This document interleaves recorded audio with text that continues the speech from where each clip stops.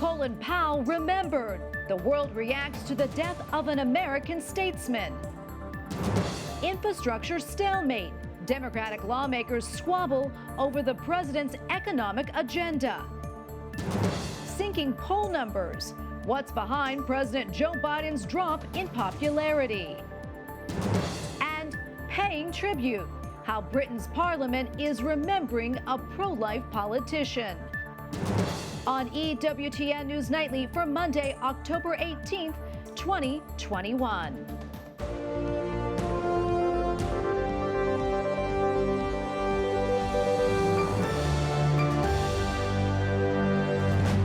Thank you so much for being with us tonight on this Feast of St. Luke. I'm Tracy Sable. Breaking tonight in the fight for the unborn, the Biden administration has asked the Supreme Court to pause the new pro-life law in Texas. The Department of Justice asked the nation's highest court to undo a lower court order allowing the measure to continue. Late last week, the Biden administration said that it planned to ask the Supreme Court to intervene. The Texas law bans abortion once a baby's heartbeat is detected. It has been in effect since September.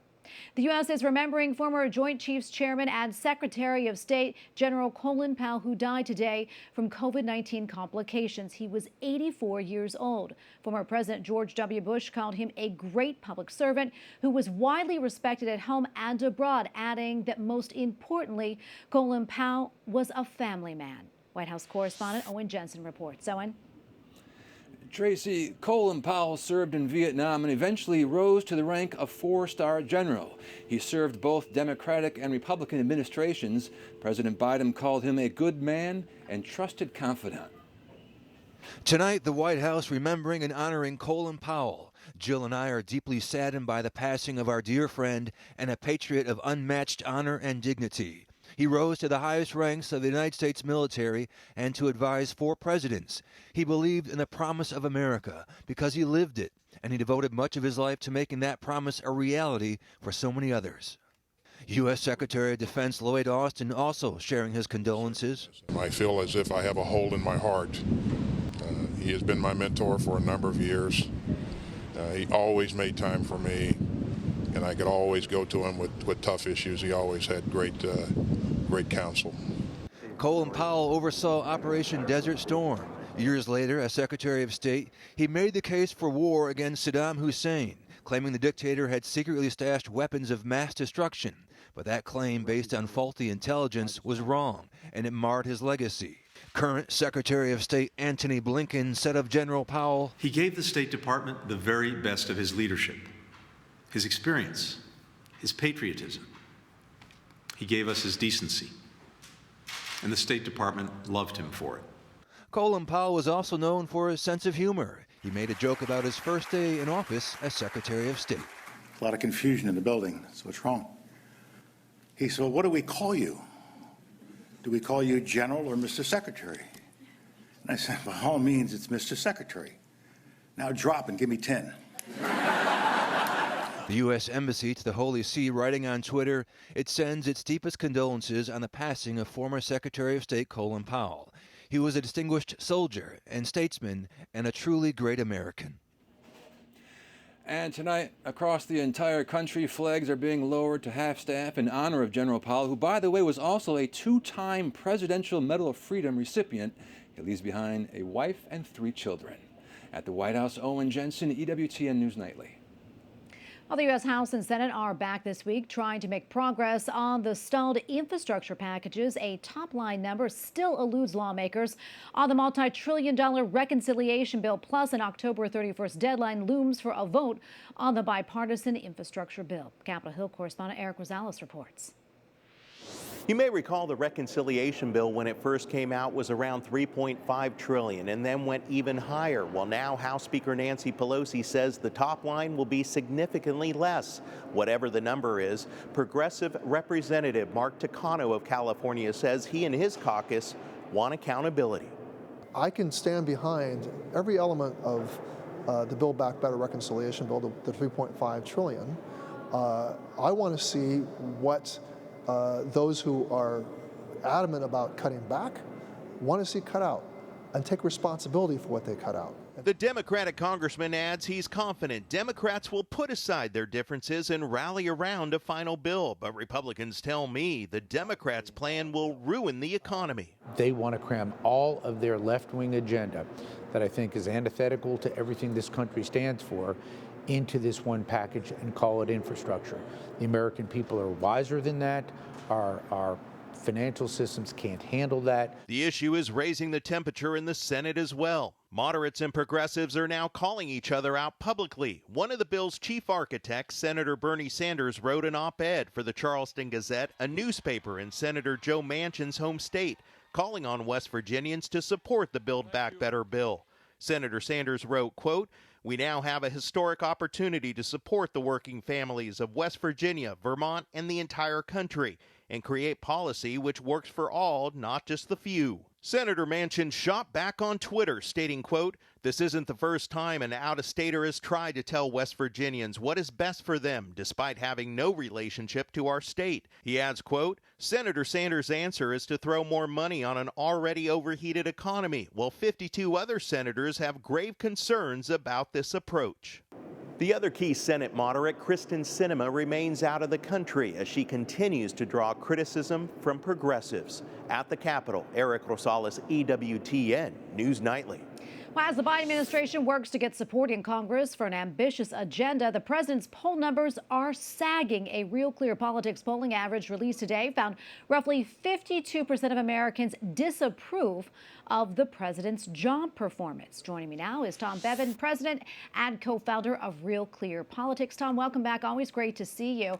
So, Tom, what do you think is driving down President Biden's popularity, and how do his numbers compare to his predecessors, in particular President Trump, around the same time period?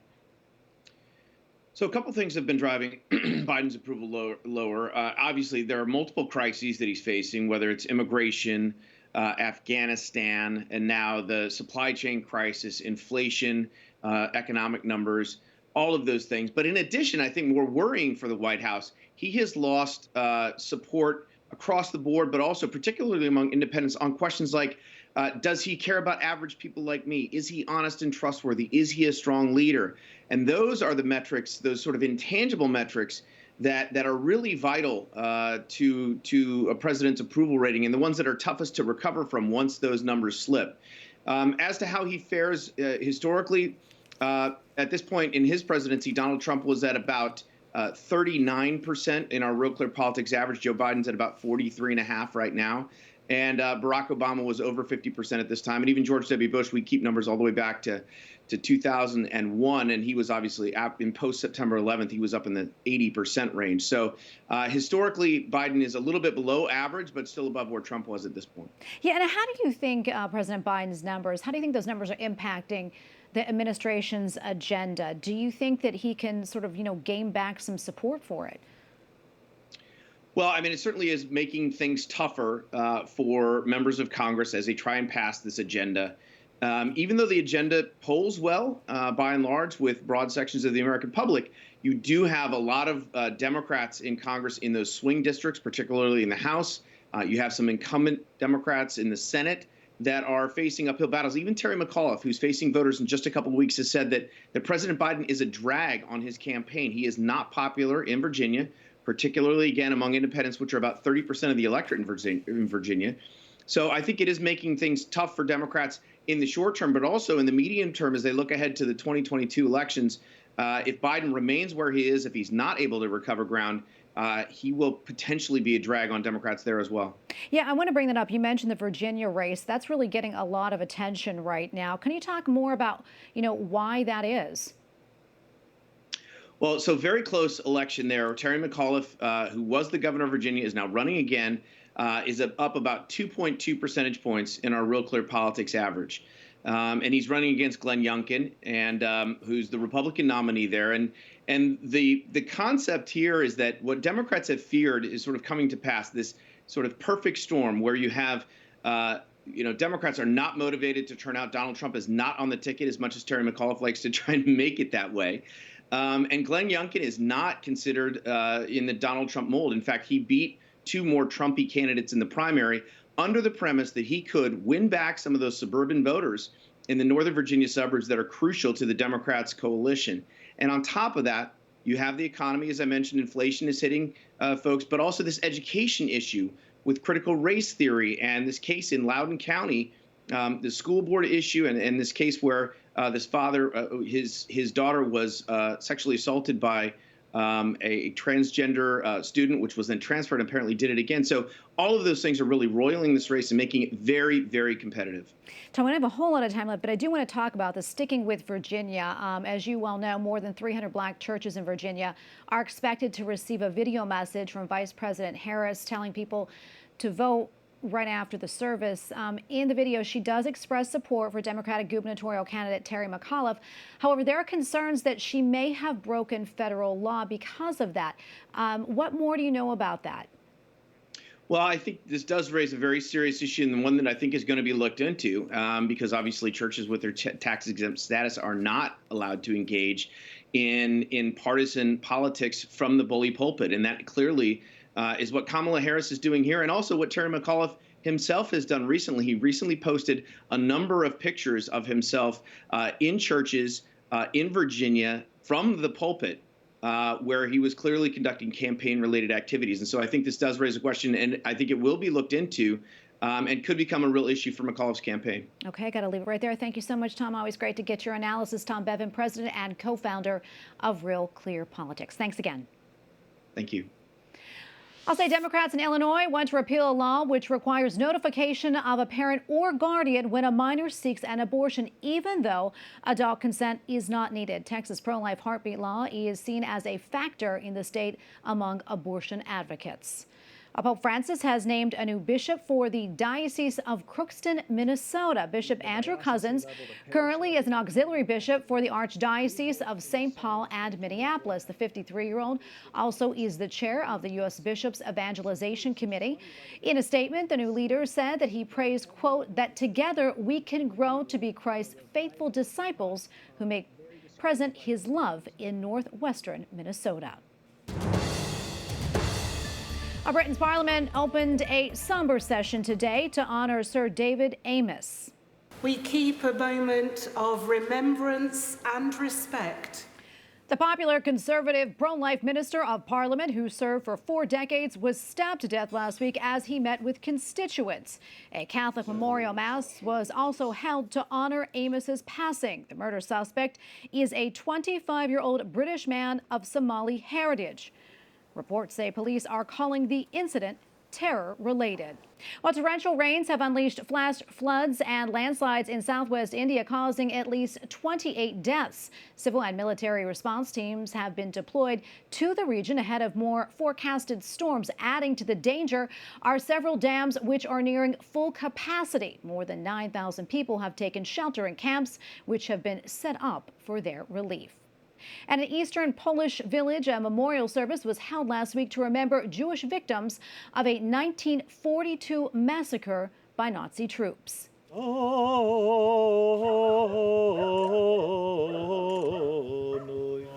A solemn ceremony was held at the site where remains of 40 adults and 20 children were discovered last summer. Across Poland, many are participating in similar remembrances of Jews slain in the Holocaust. Coming up, new concerns over China and its actions toward Taiwan.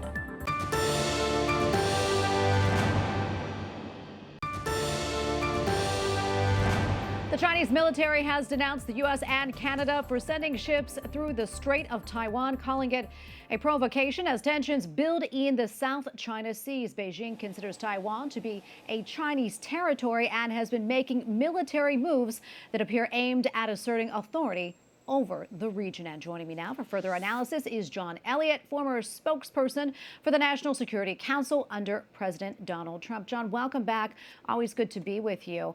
As you know, China has been engaged in a military buildup to gain an upper hand in the Taiwan Straits and South China Sea to the concerns of the U.S. and other major powers. What do these developments mean for the stability in that region and also global security as a whole? Great. Well, thanks again for having me, Tracy. It's pretty clear what this is, that China senses weakness from this administration, from the Biden administration, and so they're willing to test Taiwan and how serious we are about protecting Taiwan, if at all, militarily. And so what they've been doing is, to your point, China, the Chinese Communist Party military, has been sending planes into the air defense identification zone, which is not, it's not actually over Taiwan, but it's close to Taiwan. And what that does, they've almost doubled the number of flights just 2 weeks ago that they normally do, their previous high from earlier in the summer. And so what they're doing is they're really ramping up their testing of Taiwan's military response to their air incursions, and they're just sending a signal that they are very belligerent and that they're testing both Taiwan, but also they're sending a signal to Biden and his team that they don't take our willingness to defend Taiwan as seriously as they did under President Trump and under previous administrations. So it's a real challenge. It's what they're doing on Hong Kong. It's what they're doing with the Uyghurs, et cetera.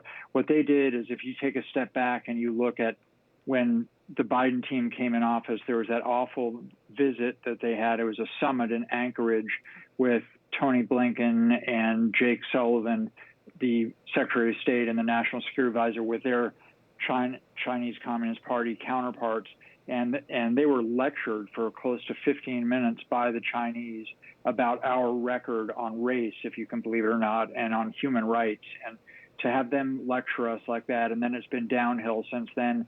What happens, Tracy, is that if you look at the weakness that we showed two months ago in Afghanistan, that the Biden team showed, that's yet another sign of regional weakness for an overall weakness for this administration. So what it does, it just ups the courage, if you will. It ups the motivation for the Chinese to be testing us, and in this case it's Taiwan, and it could very well end up with a military action, which would just be devastating for the region. So we can talk about what to do next, but that's the problem right now. Yeah, and John, another thing, and I know that you know about this, making a lot of headlines today, are those reports that China launched a nuclear-capable hypersonic missile that actually circled the Earth back in August, but China is really denying those reports, saying that it was just a routine spacecraft check. I want to get your thoughts on that. And also, what else can you tell us about these hypersonic missiles and why it's such a concern? Well, the hypersonic missiles is sort of the next generation, if you will, of that both China, Russia, and the U.S. have been trying to make strides over the last 5+ years in this hypersonic missile technology. What it does is they fly over a low orbit, so it's not as high as a ballistic missile orbit. And so as a result, they are a lower orbit, and they can actually fly longer and about 5 times the speed of sound, and they're much harder to detect by our air defense systems that are all built toward stopping a traditional ballistic missile. These would fly lower in the trajectory, lower in the atmosphere, and then be able to come around, as you point out, halfway around the world, or all the way around the world in this case, in their tests that they did. And so what it does is they actually came through the South Pole. And so all of our air defenses, such as they are, they're difficult enough to stop a hypersonic missile. But even if they were, our missile defenses are aimed toward the northern hemisphere. And this way, the Chinese can just come right around and attack us. And another thing that this did, Tracy, is it shows an abysmal intel failure by the Biden administration here. The intel community was wrong on Afghanistan. They are now wrong. They were totally taken by surprise by this Chinese action that was reported by the Financial Times' Dmitry Sevastopoulos, a very good scoop by him. And so what you have now is you have an issue where the intel community is just not able, it has made some bad calls, and that shows bad leadership from the top, from the president. And so they've got to get that in gear, and they've got to get it in gear quickly. Yeah, John, very, very concerning. We appreciate your time as always. John Ullyot, Republican strategist and former spokesperson for the National Security Council under President Donald Trump. Thank you again, John. Thank you, Tracy. Up next, ambassador to the Holy See. What the representative from the United Kingdom tells us about his new role. And spirit of service. The Holy Father delivers a message about good deeds.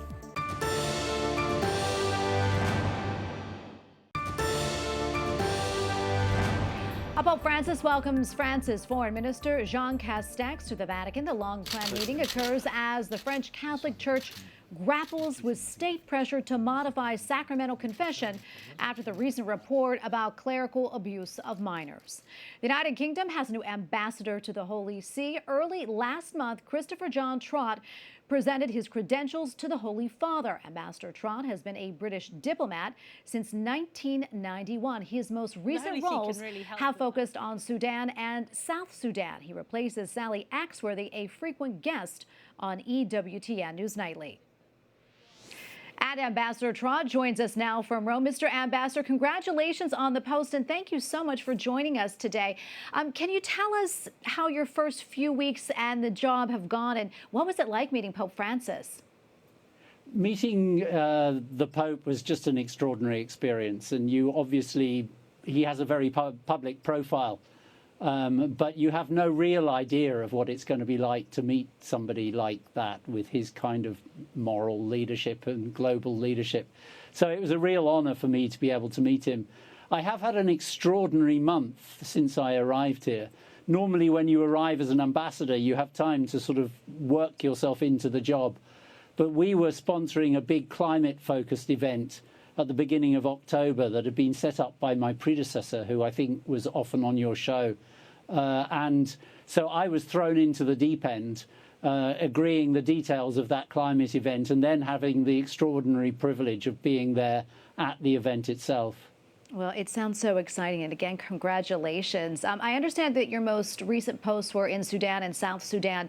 Can you tell us a little bit more about that, and also how the peace process is going in South Sudan? Very happily. Initially, I was the UK envoy for Sudan and South Sudan, so I was working in support of the peace processes, both the ones that were looking at Khartoum and the ones that were looking at Juba. And I was part of a small group of international partners, including the US and Norway, who were accompanying the parties as they sought to find peace. I was present at the signing of the peace agreement in 2018 in September in Addis Ababa for South Sudan. And then following that, I was appointed to be the British ambassador to South Sudan. So I stopped being responsible for Sudan and moved on to just South Sudan.